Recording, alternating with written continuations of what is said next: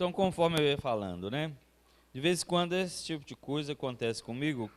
Claro que eu quero que aconteça com mais frequência, mas Deus sabe o que Ele faz, onde Ele toca e o que Ele toca, né? Mas vez por outra acontece isso, talvez com você também. Caso não aconteça, seria bom que você buscasse a Deus em oração para que acontecesse. Na primeira palavra que o pastor falou acerca do sofrimento de Cristo, ele falou que nós todos temos os nossos problemas, né? Eu já estou aumentando, mas interpretando o que o pastor falou, que ele falou isso.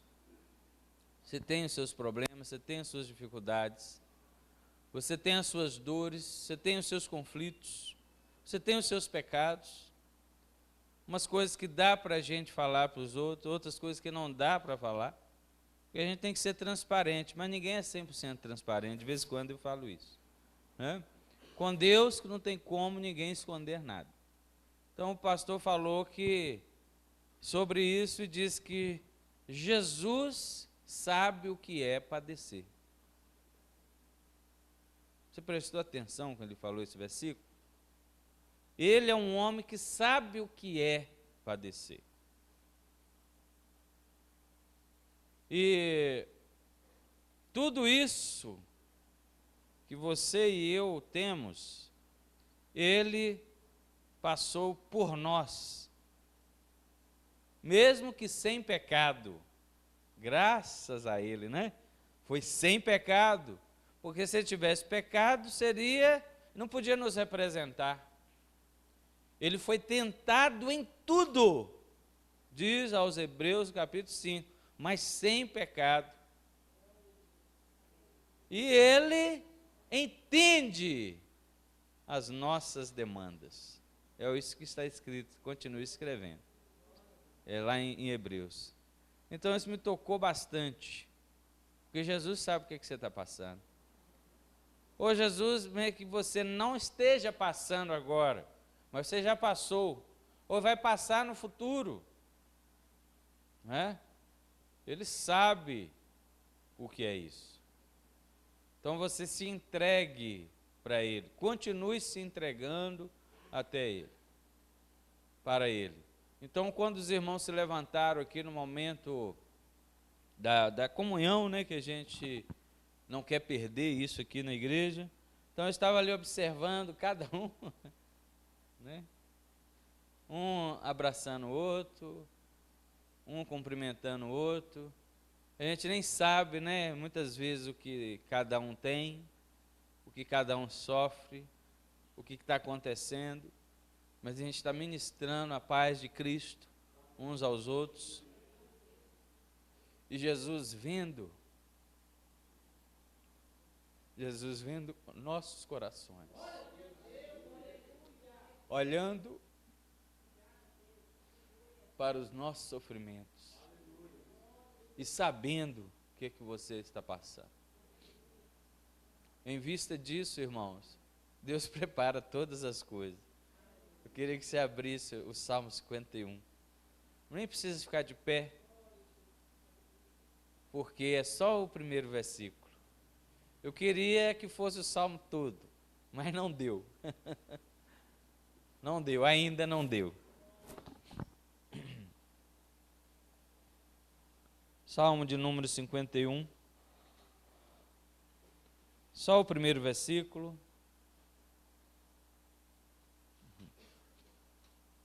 E eu vou falar por que também, que eu estou pregando nesse salmo hoje. Achou aí? Tem misericórdia de mim, ó Deus, segundo a tua benignidade. Apaga as minhas transgressões, segundo a multidão das tuas misericórdias. Vou ler de novo. Podemos ler juntos. Pode ler na sua tradução, mesmo que seja diferente, o sentido vai ser o mesmo. Eu estou na tradução corrigida aqui. Vamos lá. Tem misericórdia de mim, ó Deus, segundo a tua benignidade. Apaga as minhas transgressões, segundo a multidão das tuas misericórdias. Ó, meu Senhor, faça uma oração. Nós estamos, Senhor, aqui.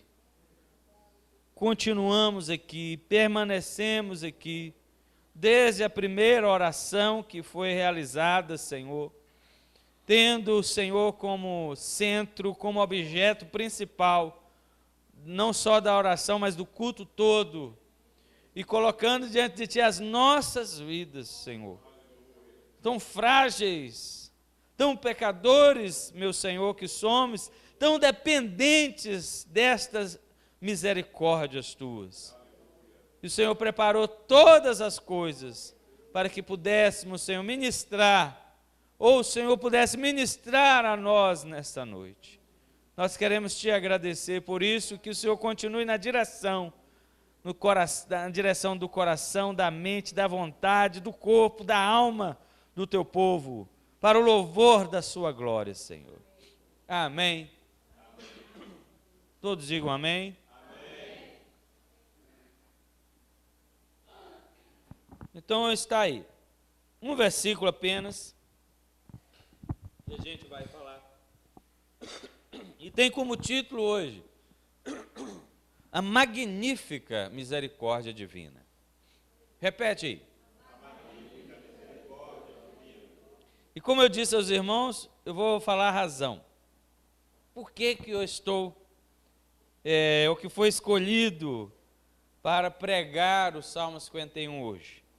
Esse sermão de hoje, ele é o comecinho de vários outros que estaremos no Salmo 51, que é fruto de duas pregações que nós tivemos aqui recentemente na igreja, na terça-feira.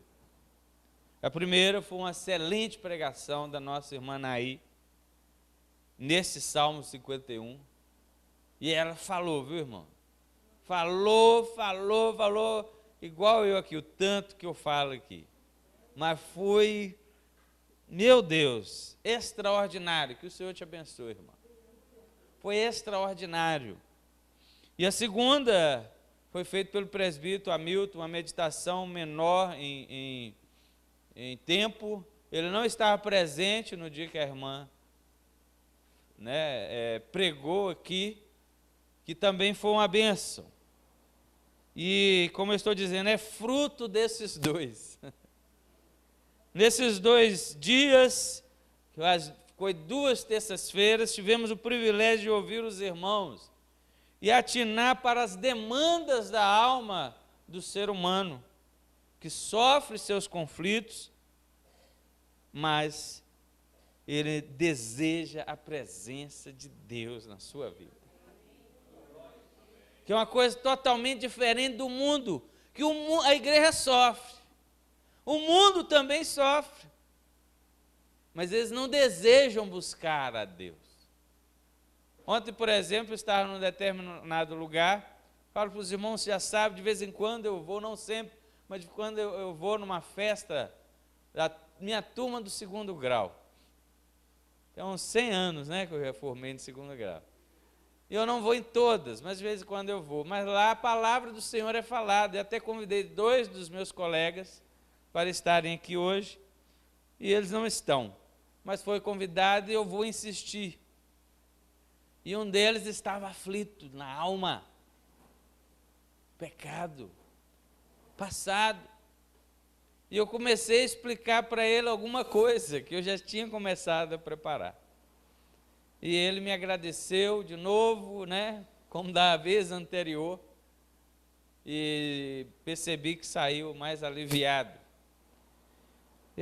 Mas quero dizer o seguinte, que eles foram convidados para darem continuidade no processo de restauração. Então ainda não tem aquele desejo total por Deus, posso afirmar isso. Mas você e eu que estamos aqui, exatamente estamos aqui por termos o desejo por Deus.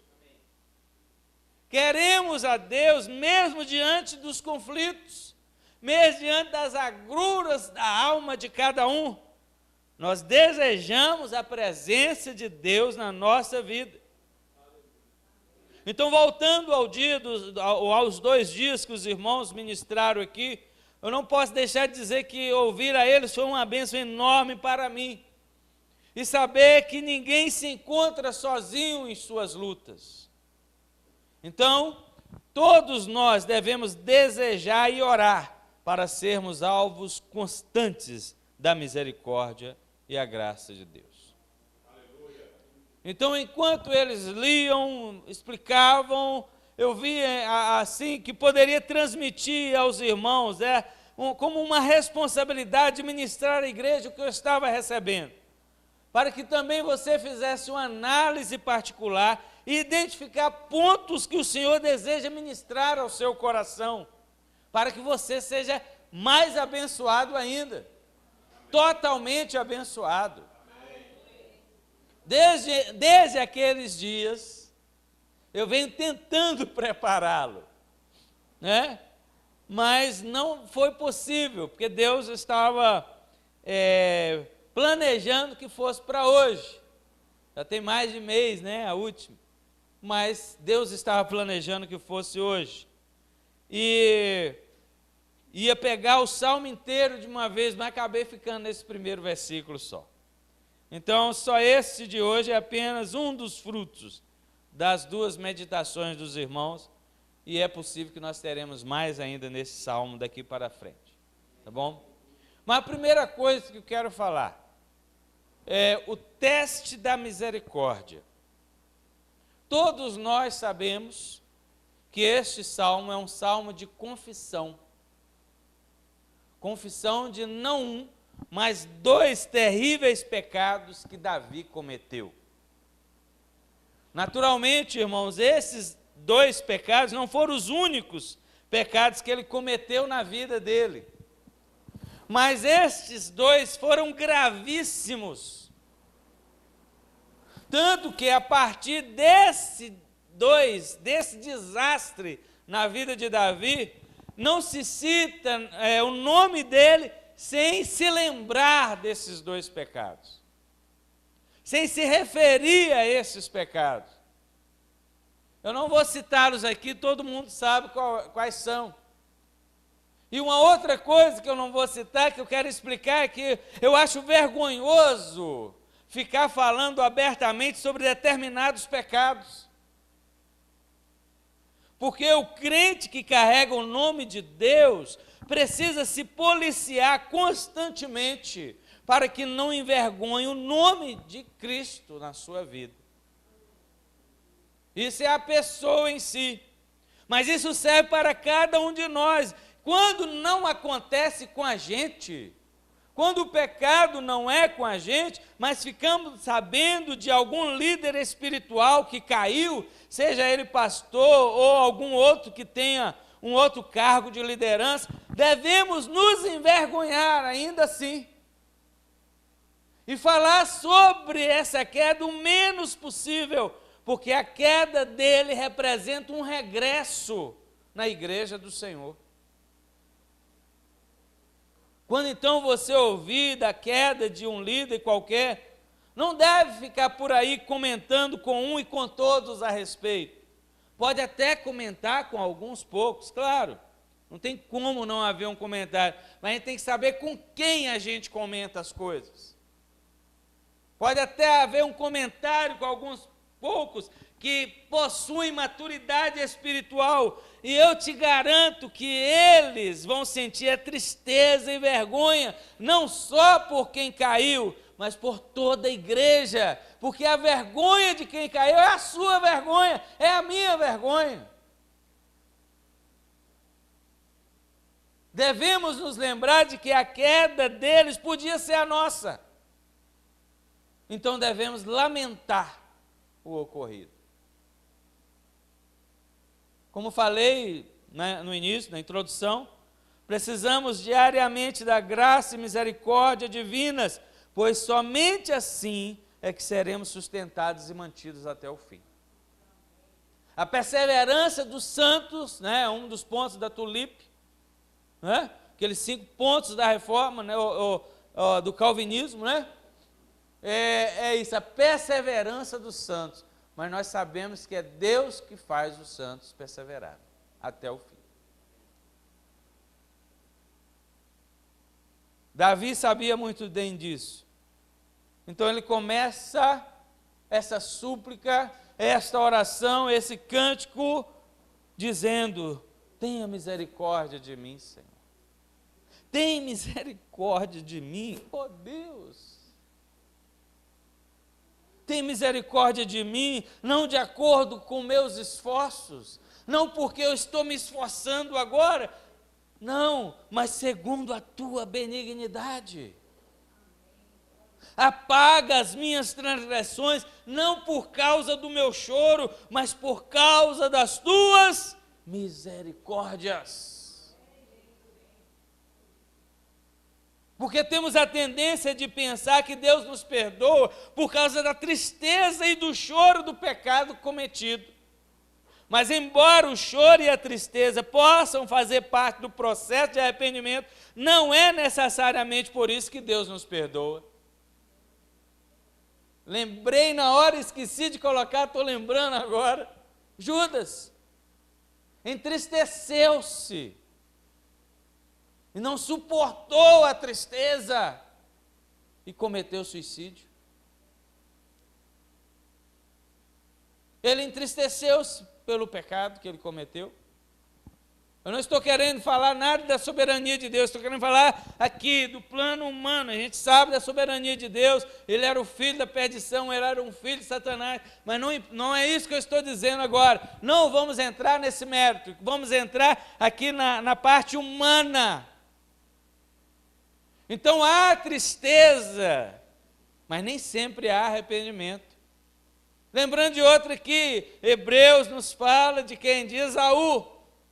Buscou arrependimento com lágrimas, mas não foi encontrado nele, né, arrependimento, né, ainda que com lágrimas o buscou. Nem sempre as lágrimas são sinais ou evidência ou prova do arrependimento. Você está vendo aí? Então faz parte do processo do arrependimento, o choro e a tristeza faz parte. Mas não é necessariamente por isso que Deus nos perdoa. Ele nos perdoa porque Ele é fiel à sua palavra e a sua misericórdia é grandíssima e vai muito mais além do que podemos imaginar e entender. Toda vez que você pede perdão ao Senhor, que você confessa, que você vai para os pés do Senhor, é por causa da misericórdia dEle. Aleluia. Glória a Deus. Davi e nós sabemos o que merecemos quando erramos. Quando erramos com Deus, nós sabemos o que merecemos. Tiago, irmão do Senhor, diz lá na sua carta, capítulo 1, verso 15, que o pecado, uma vez consumado, gera o quê? A morte. Você está vendo? É isso que a gente merece. A morte é o salário, é o resultado de quê? Do pecado. Então todo mundo merece a morte, porque todos pecaram. Isso que é a palavra de Deus que diz. Esse é o salário, esse é o merecimento. Isto é que o homem merece por causa do pecado. Mas esse salmo, assim como todos os outros que nos ensinam a orar, está aqui nos mostrando que não devemos entrar, não precisamos entrar em desespero. O desespero tem consumido a alma de muito crente piedoso e fiel. Conheço alguns, conheci, e alguns foram libertos, outros ainda convivem com isso. O desespero tem assombrado, especialmente o crente que ama muito a Deus. Porque quando ele peca, o desespero às vezes é tanto que ele acha que nem ama a Deus de verdade. E até alguns duvidam se Deus vai perdoar ele dessa vez. Claro, irmãos, o crente despreocupado, que não importa com a gravidade do seu pecado, corre o risco de não conseguir ser alcançado pelas misericórdias divinas, por estar tratando o pecado levianamente, né? Ou como pouca coisa. Aí você tem que se perguntar se você é um crente verdadeiro. Essa é a pergunta que você tem que fazer para si mesmo. Porque tem gente que achando isso é tão bobinho que Deus vai deixar passar. Grave é aquele lá, ó. Não é? Isso é ridículo e perigoso para alguém que se diz cristão. Mas, por outro lado, ele não deve dar lugar ao desespero para que não morra de tristeza e depressão também. A Bíblia não usa a palavra depressão, mas ela fala da tristeza profunda, da tristeza da alma, e que deve ser evitado. O apóstolo Paulo tem um caso desse na igreja em Corinto, na segunda carta. Chega na segunda carta, ele fala sobre isso no capítulo 2.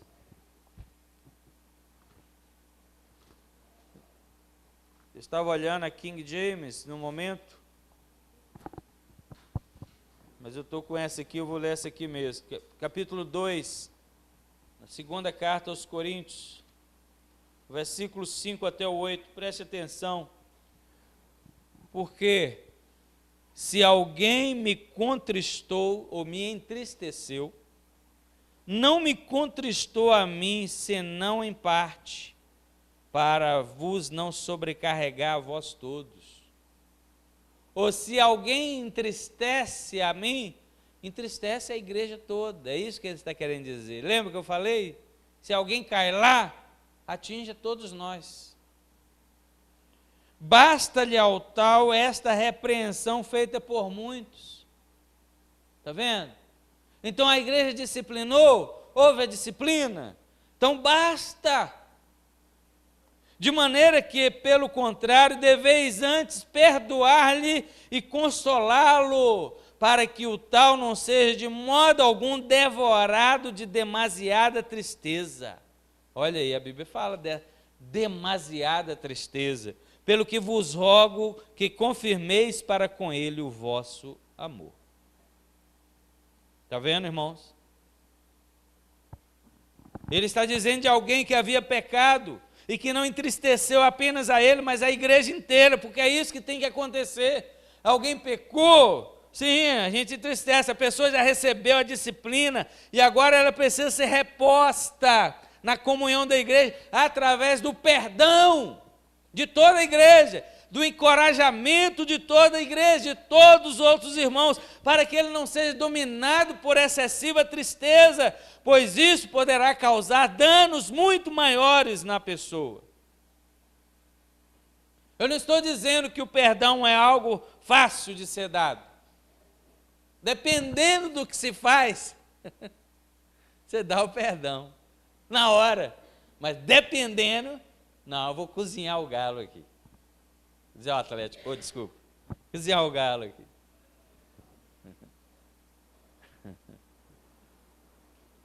Porque muitos sentimentos passam por todos nós. Tristeza, vergonha, chateação, dependendo até um pouco de ira, né? O mineiro tem o ditado de esganar o pescocinho, né? Dependendo do que faz. Mas, irmão, sabe o que é? Sabe o que cura? O perdão. Perdão e amor cura tudo. Os dois lados. Então, o perdão é algo que precisamos cultivar no seio da igreja de Cristo. Amém? Graciosa misericórdia. Estou falando do teste da misericórdia. Agora, graciosa misericórdia. Já falei o que merecemos quando pecamos. Mas Deus não nos dá o que merecemos quando pecamos. Amém? Amém? Pois é.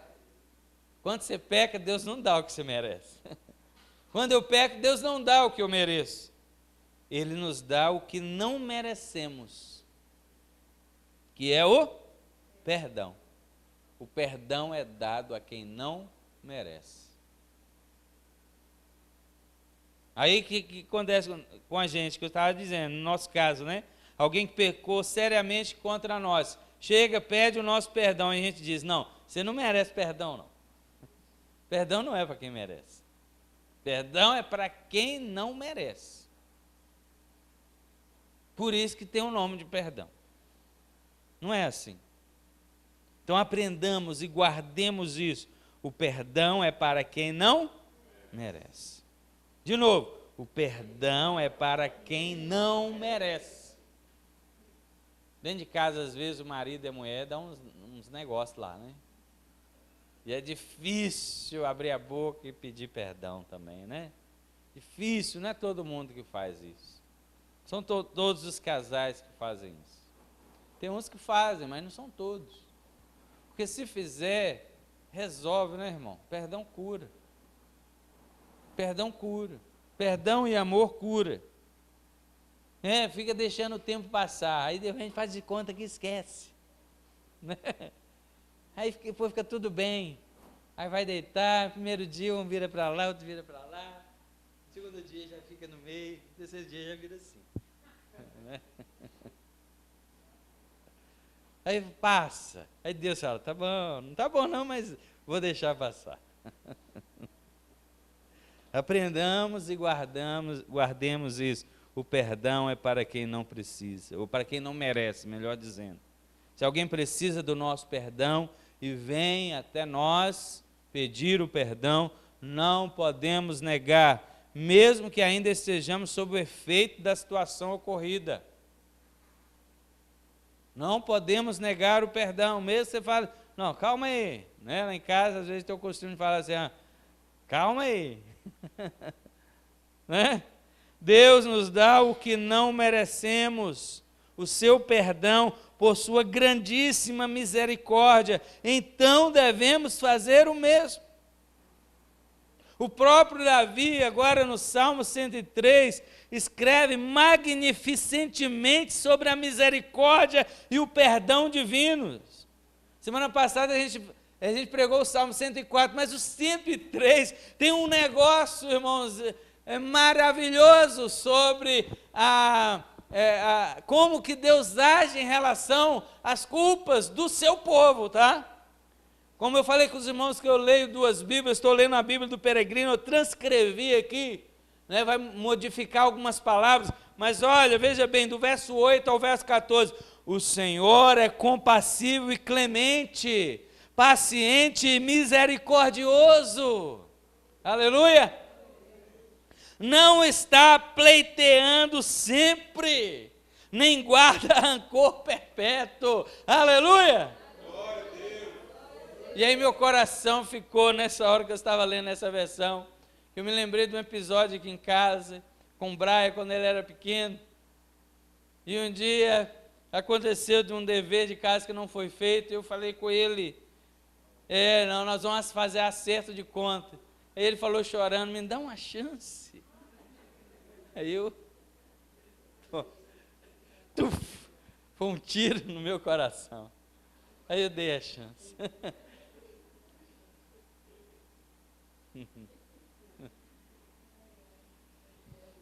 Então, meus queridos irmãos, Deus não está pleiteando sempre. Deus não fica ali procurando. Às vezes você, eu, fui criado assim dessa forma, Deus está atrás de nós, olhando aonde que nós estamos pisando, né? Hoje em dia a criação mudou muito, mas antigamente nós encontramos pessoas que eram assim, tinham medo de Deus. Deus era visto como um ser terrível, ele é terrível, como soberano, mas a gente, algumas pessoas tinham dificuldade de vê-lo como Pai, mesmo recebendo a Ele como Jesus como Senhor, e sendo adotado, mas tinha essa dificuldade, então via assim, mas aqui dele, a Bíblia está dizendo, não está pleiteando sempre, nem guarda rancor perpétuo. Não nos trata como nossos pecados merecem, nem nos paga segundo nossas culpas. Aleluia! Pois como o céu se eleva sobre a terra, sua misericórdia supera seus fiéis. Aleluia! Como o Oriente está longe do ocaso, assim Ele afasta de nós nossos delitos. Aleluia! Como um pai se internece por seus filhos, assim o Senhor se internece por seus fiéis, pois Ele conhece a nossa condição e se lembra de que somos barro.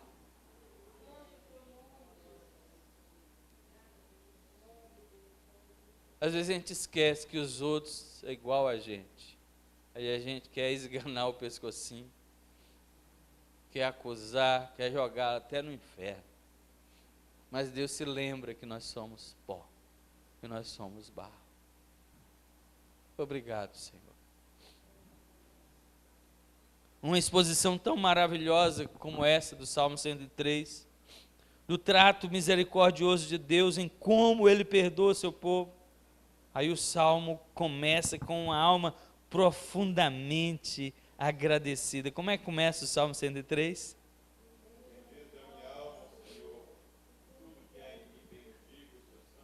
Aleluia, aleluia. De novo, pois bendize, ó minha alma, ao Senhor, e não te esqueças de nenhum, aleluia, nenhum. Não é só das bênçãos não, mas do perdão, que é uma bênção também, mas é a gente que classifica, né? Então o Salmo é um louvor intenso e profundo, fruto de experiências constantes que Davi tinha com o Senhor, esse Senhor que é fiel. É como somos chamados a nos ver hoje amados do Senhor. O povo de Deus não pode se esquecer de que o Senhor não nos trata apenas como nosso Rei e Senhor, mas nos trata de maneira especial como nosso Pai. Eu acho bonito, pastor, vir aqui e falar assim, paizinho querido, paizinho amado. Olha só, irmão, é muita intimidade um negócio desse. Vamos chegar nesse ponto. Aí quer dizer assim, Abba, pai. Né, pastor? Paizinho querido. Será que Deus fala assim, que bonitinho? Quando o filho faz assim com a gente, né? Quando é pequenininho, né? A gente é tão pequenininho aos olhos de Deus. Aí quando o filho é pequenininho, fala assim, ô paizinho. Lá na Bahia fala, o painho. Né? Dá vontade de...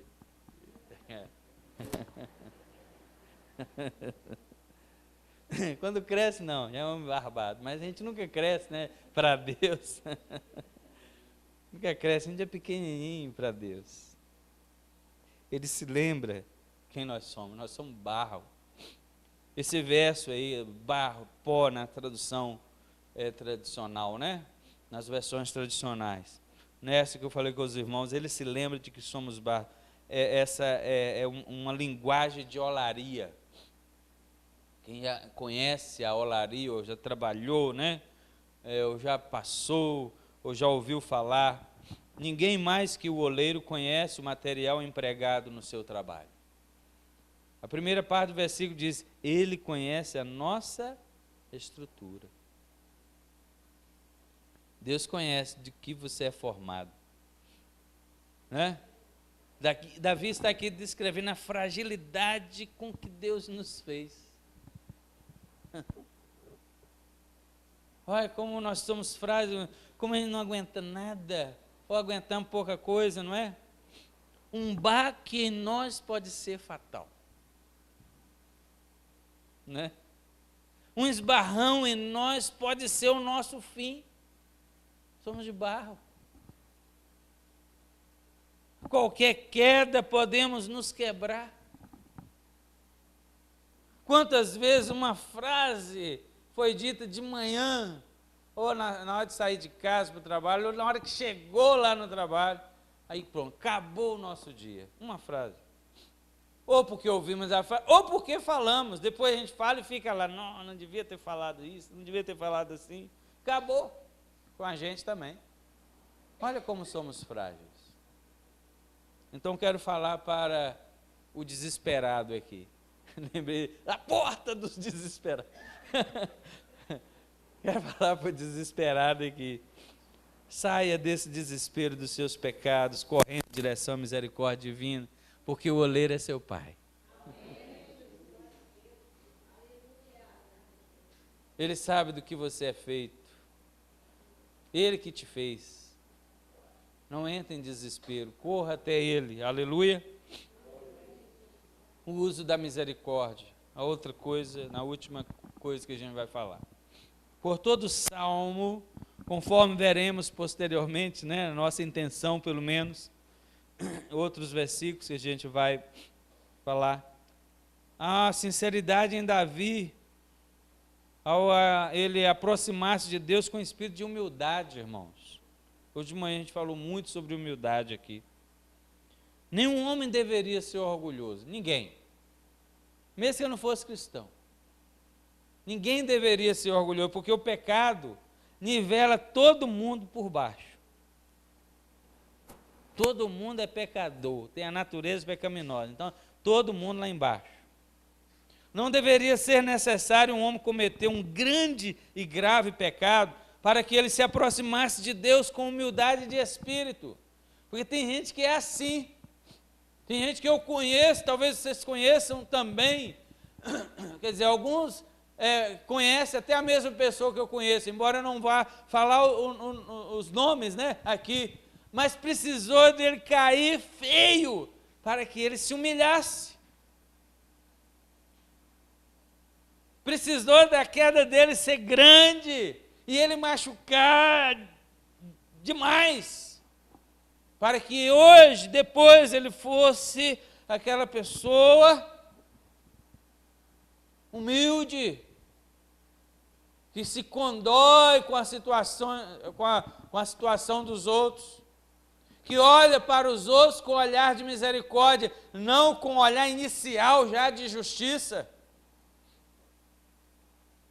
Porque é isso que acontece, e o próprio Tiago, né, na sua carta, diz que a misericórdia suplanta a justiça. Está vendo?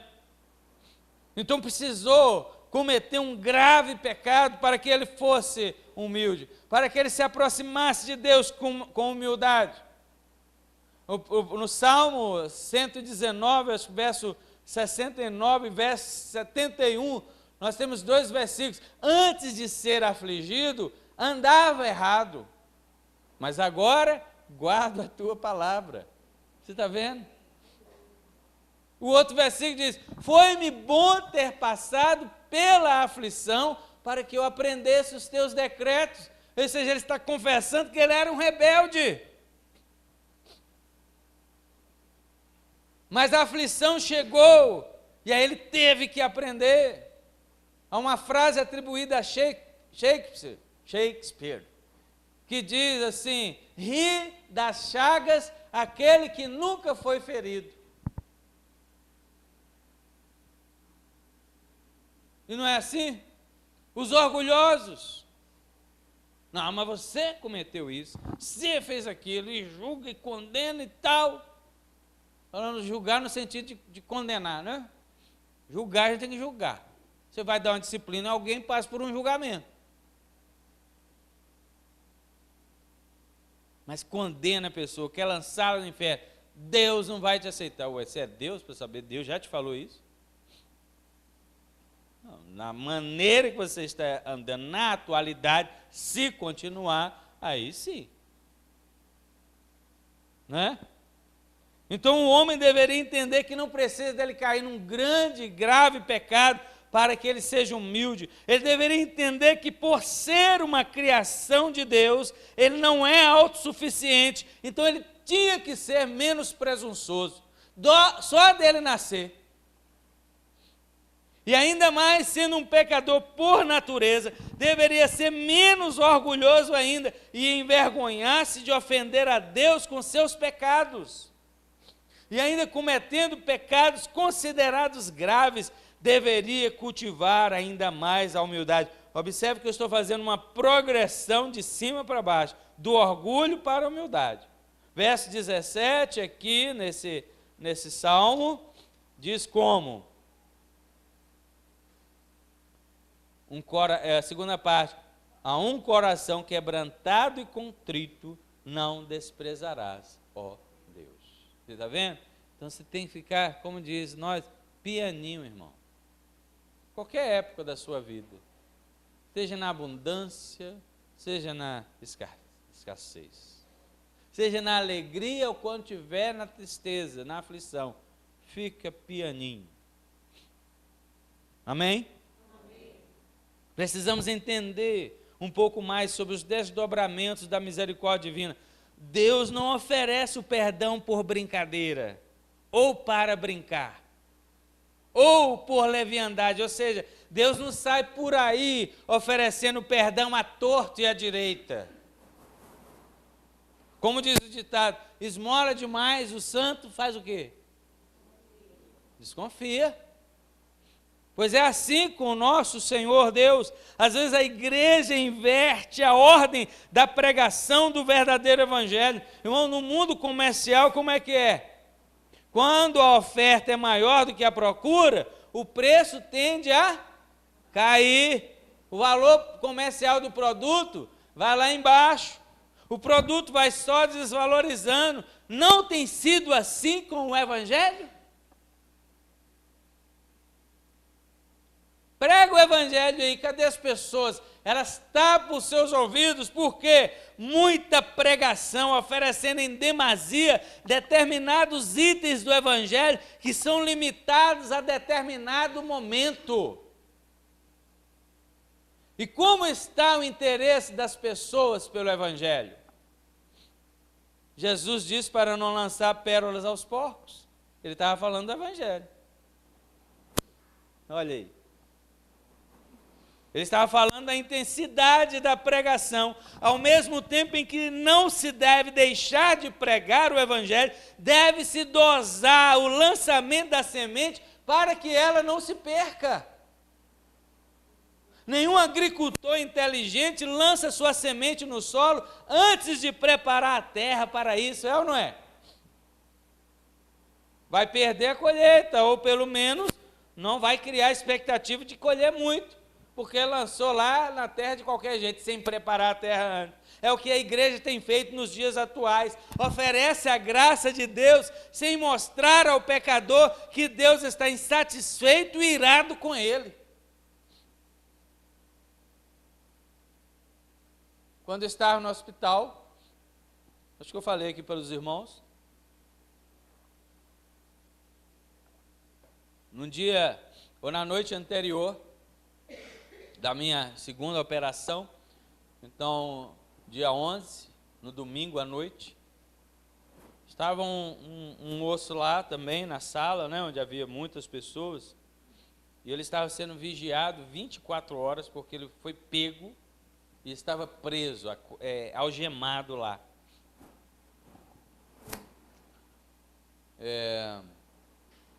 E estava vigiado pela polícia penal, né? Pela polícia penal, 24 horas, não trocava o turno. E aí o médico tinha chegado mais cedo para mim e falaram, você vai operar amanhã, primeiro horário. Aí eu falei assim, primeiro horário é difícil, não dá errado, né? Já tinha cancelado uma outra cirurgia, né, outro dia, e aí aquela preocupação, ansiedade e tal, mas eu me deitei, falei, eu vou ver aqui, dormir, mas fiquei ansioso para chegar logo também, olha só que é o ser humano. Mas eu deitei e depois eu falei assim, não, eu vou lá, fiquei pensando nele, eu vou lá nele. Aí peguei o celular, abri a Bíblia, fui lá nele. Todo mundo chamava ele de Marcelo, que ele parecia aquele Marcelo, que era lá do Real Madrid. Aí todo mundo chamava ele de Marcelo, mas o nome dele não era Marcelo, não. Com esse cabelo assim, né?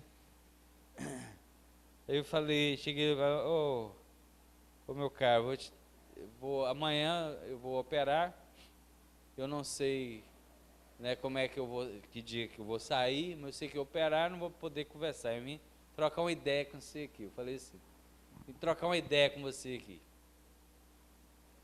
Aí, não, beleza. Mas a gente já estava preparando o caminho, irmão. Preparando o caminho. Como que estava preparando o caminho? Às vezes a gente não comia, a Adriana estava lá comigo, não comia havia um pão para mim, um pão para ela. Aí ele estava enjoado de pão, era muita coisa. Aí dava para ele lá. Aí ele sempre agradecia. Ela levava o pão para ele, às vezes a comida. Levava, né, que sobrava, às vezes não queria comer, eu dava um marmitex, dava para nós dois, aí dava o outro para ele. Ele sempre agradecia de lá. Então o caminho estava sendo preparado. Aí eu cheguei lá e ele, não, sentou na hora. Eu falei, deixa eu falar com você um negócio. Eu não sei, você já deve ter ouvido falar sobre Deus, sobre Jesus. Eu acho que você ouviu falar muito do amor de Deus, porque está todo mundo falando do amor de Deus aí agora. Mas deixa eu falar com você um negócio, cara. Deus está muito satisfeito com você, não. Deus está irado com você. Aí já foi abrindo a Bíblia logo. Irmãos, ele não disse uma palavra, mas ele se interessava em ler. Ele ficava assim, querendo ler. E aí eu achei bom. Ele não disse uma palavra, talvez por vergonha, né? Não sei. Mas ele queria ler e foi bom. Ele não disse uma palavra e eu fui falando o que eu achava que ele ia perguntar. Que todos perguntam. Aí eu disse, mas você deve estar pensando aí que você tem muita fé em Deus. Mas primeiro eu falei da ira de Deus e que Deus não está satisfeito com ele. João 3,36 diz que aquele que não crê no Filho, a ira de Deus permanece sobre ele. Permanece, ou seja, já existe. Mas se você não aceitar Cristo como Senhor e Salvador da sua vida, a ira não será retirada, vai permanecer. O homem nasce já debaixo da ira de Deus. Efésios 2 diz que são filhos da ira. Não é bom ser filho da ira, não. São filhos do diabo, que Jesus diz, mas humanamente falando, são filhos da ira. É uma expressão para a humanidade sem Deus. Filhos da ira aí, da ira de quem? Da ira de Deus. Estarão debaixo do juízo de Deus. Então eu fui falando para ele essas coisas. E eu disse, daqui eu operar amanhã, vou sair, depois, não sei se a gente vai se ver. Daqui você e eu sabemos para onde você vai. Você vai ser detido. Não sei quantas vezes você já foi. E eu não sei o que vai acontecer lá e você também não sabe. Então eu sugeriria que você recebesse a Cristo como Senhor e Salvador da sua vida. Eu sugeriria que você abrisse o seu coração para se entregar a Cristo, converter-se dos seus pecados, arrepender do seu pecado, colocar a sua fé em Cristo Jesus. E aí, prevendo que ele perguntaria, ou que ele falaria que já tinha fé, aí como eu falo sempre, fui lá em Tiago 2,19, e diz, crês que há um só Deus, ele leu, os demônios também creem. Está vendo? Você está igual aos demônios. Falei assim, o demônio também crê. O demônio vai para o céu? Não. Pois é. Então você tem que ir além, você dê mais um passo. Confie em Cristo para a sua salvação. Aí orei com ele lá, ele só agradeceu, a única coisa que ele falou, agradeceu. E eu vim. Então, meus irmãos, e isso que falta, a igreja oferece a graça de Deus, sem mostrar ao pecador que Deus está insatisfeito com ele, irado com ele. Oferece o perdão, sem a pessoa dar mostras de contrição e arrependimento. Observe Jesus nos evangelhos, não era assim que ele fazia. Sempre Jesus oferecia graça assim a quem? A quem se via como pecador e se aproximava dele com humildade. Aí sim, a pessoa já vinha pronta para a graça. Mas aqueles que se apresentavam arrogantes, né? Ele primeiro apresentava a ira e a justiça de Deus. Aos orgulhosos era a ira e a justiça de Deus. A igreja precisa voltar ao verdadeiro evangelho. Oferece graça de Deus demais aos homens aí, e eles estão brincando com a graça de Deus. O mundo brinca com o perdão de Deus, brinca com o amor de Deus. Estão brincando tanto que eles nem acham que Deus tem ira, nem acham que Deus vai julgar nada e a ninguém. Já chegaram nesse ponto. Não é uma obra maligna também? Usando a igreja.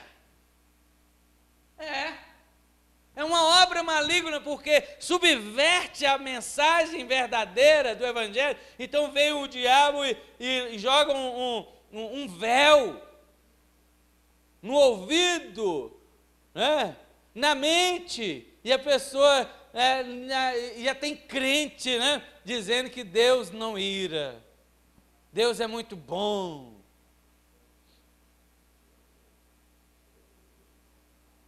Que Deus tenha misericórdia de nós, irmãos. Voltemos ao verdadeiro evangelho. Por fim, devemos dizer que já que Deus não oferece sua misericórdia a todos indistintamente e sem critério, como devemos ver biblicamente sua misericórdia e seu perdão? Está ouvindo? Fala amém de vez em quando. Como é que Deus oferece sua misericórdia e seu perdão? É um convite à esperança. Sem esperança, não há quem suporte tempo demais o peso da consciência. Né? Sem esperança, não há quem conviva bem com os erros do passado, mesmo que tenha sido cometido há muito tempo atrás. Sem esperança, o ser humano enlouquece na mente, no corpo e na alma. Irmãos, Davi sabia que ele não poderia conviver com esse pecado até morrer. Não é assim que resolve o problema do pecado. Na verdade, a Bíblia diz que quem morrer nos seus pecados será eternamente atormentado nas chamas do inferno. Davi sabia disso, mesmo que não nos mesmos moldes que nós sabemos hoje, mas ele sabia que não poderia morrer no seu pecado. Mas ele não sabia só disso, ele tinha uma outra informação preciosa. Ele sabia que Deus é infinitamente misericordioso. Aleluia! Ele também sabia que não merecia misericórdia, mas ao mesmo tempo ele sabia que não poderia viver mais em comunhão com Deus sem a misericórdia de Deus. E ainda sabia que a misericórdia era um recurso que o próprio Deus oferece aos arrependidos e contritos de coração.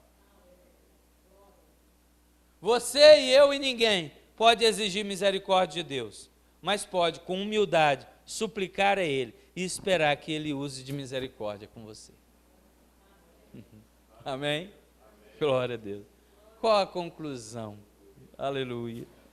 Não sei, irmão, como você se encontra aqui hoje, mas se você necessita de misericórdia e de perdão, não perca nem tempo e nem a oportunidade. Não fique se lamentando pelo resto da sua vida o erro que foi cometido lá no passado distante. O que aconteceu não pode voltar atrás e desacontecer, se é que podemos dizer assim. É desesperador viver assim. Não é? Mas se você está aqui hoje ouvindo isso, é porque Cristo deseja que você troque o desespero pela esperança, a culpa pelo perdão. Arrependa-se e então achegue-se a Cristo e a Deus e lhe peça, aliás, suplique, insista, chore pela misericórdia dele. Todos nós sabemos como Davi terminou a sua vida. Ele é um herói da fé. Né? Ele é um herói da fé porque terminou a sua vida na esperança. Mesmo tendo cometido esses pecados que foram graves de fato. Trouxe um transtorno terrível, mas ele morreu na fé, na esperança. Pode falar o que quiser dele, mas hoje ele está na glória, diante do trono de Deus. Então, irmão, deixe falar o que quiser do seu passado. O que você vai fazer no presente é o que importa. E se você fizer o que é certo, procurar a Cristo que resolve todos os problemas, o futuro estará às portas para te receber na glória com todos os outros que já estão lá. Amém? Louvemos a Deus então. Aleluia.